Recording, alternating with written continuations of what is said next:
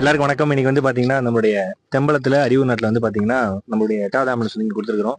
இங்க வந்து கிட்டத்தட்ட 3000 குடும்பங்களுக்கு மேல வசிக்கிறாங்க. ஸோ இங்கேருந்து கீழே போயிட்டு வரதுக்கு ஒரு 7000 ரூபாய் கிட்ட ஆம்புலன்ஸ் செலவும் அப்படின்ற மாதிரி சொன்னாங்க. ஸோ அதாவது 8வது ஆம்புலன்ஸ் வந்து உங்களுக்கு கொடுத்துருக்கோம். ஸோ ரொம்ப ஹாப்பியா இருக்கு, சந்தோஷமா இருக்கு. இதுக்கு முன்னாடி உங்க மேல பல்வேறு குற்றச்சாட்டுல வச்சு போலியான வண்டி கொடுத்துருக்கீங்க. ஆமா.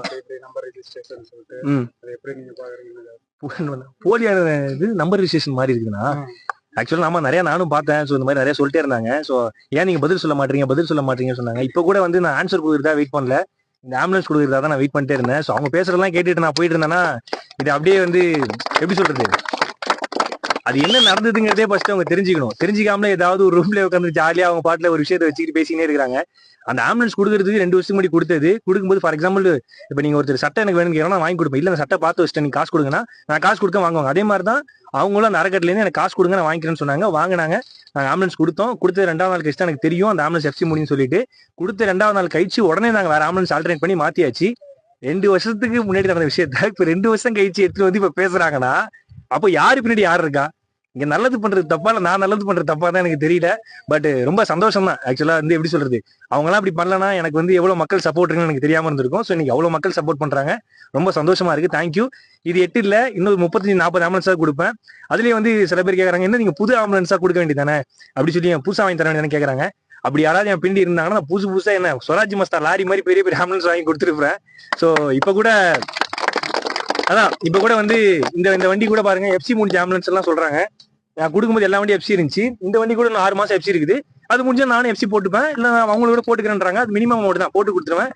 ஸோ அது எனக்கும் மக்களுக்குமான ஒரு நடக்கிற விஷயம்.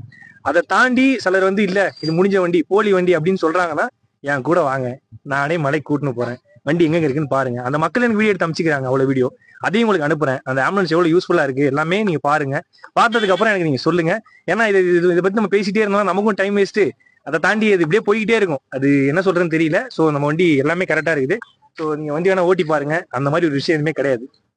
இந்த குற்றச்சாட்டு வச்சு ரொம்ப நாளா நீங்க எந்த ஒரு ஆம்புலன்ஸ் தெரியல, இப்பதான் வெளியே வந்து மறுபடியும் கொடுக்குறீங்க, என்ன காரணம்? இல்ல அது இப்ப குற்றச்சாட்டுச்சு அதுக்கான ஒண்ணுமே இல்ல. இப்ப நான் வந்து அதுக்கப்புறம் எனக்கு ஆம்புலன்ஸ் கொடுக்கறதுக்கு காசு வேணும் இல்ல, உடனே எனக்கு யாராவது இருந்தாலும் காசு கிடைக்கும்.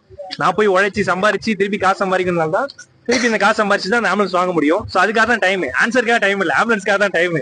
ஸோ எல்லாமே நம்மள்ட்ட கரெக்டா இருக்குது. ஸோ அந்த ஆம்புலன்ஸ் பத்தி பேசுறவங்க வந்து அந்த ஊர்ல மக்கள் அவ்வளவு கஷ்டப்படுறாங்க. அங்க போய் பார்த்தாங்கன்னா நிறைய தெரியும்.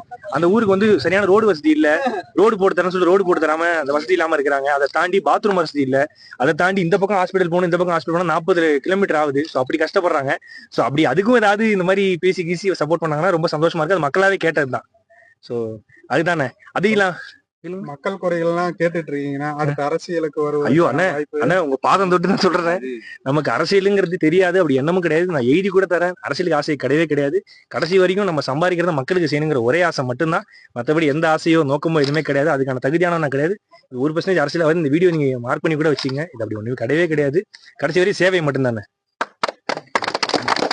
சரி வேற ஏதாவது அதுலயே நான் நிறைய பார்த்தேன். இந்த வந்து எப்படி சொல்றது, இந்த யூடியூப்ல வந்து நிறைய வந்துட்டு இருந்துச்சு. பசங்களை அமிச்சானுங்க, பாலா ஒரு அந்நிய நாட்டு சலாவளி அப்படி இப்படிலாம் ஏதோ போட்டிருக்காங்க. அந்நிய நாட்டு சலாவளி யாரை பத்தி பேசுறாங்க, ஏதோ சரத்குமார் சார் படத்துல செகண்ட் வில்லனுக்கு பில்டப் தர மாதிரி கொடுக்கான்னு பார்த்தா எனக்கு தான். சரி நானே கண்ணாடியில போய் பார்த்தேன், என்ன பார்க்க எனக்கே பயமா இருந்துச்சு. ஸோ அந்த அளவுக்கு அப்படி சூப்பரா இருந்தது, நல்லா ஜாலியாகவும் இருந்தது. எப்படி சொல்றது இதெல்லாம் பார்க்கும்போது. பட் ஒன்னே விஷயம் புரிஞ்சுக்கிட்டேன், இப்படி நடக்கும்போது தான் மக்கள் நமக்கு எவ்வளவு சப்போர்ட் பண்றாங்க, நமக்கு எவ்வளவு சப்போர்ட் தெரிஞ்சுது.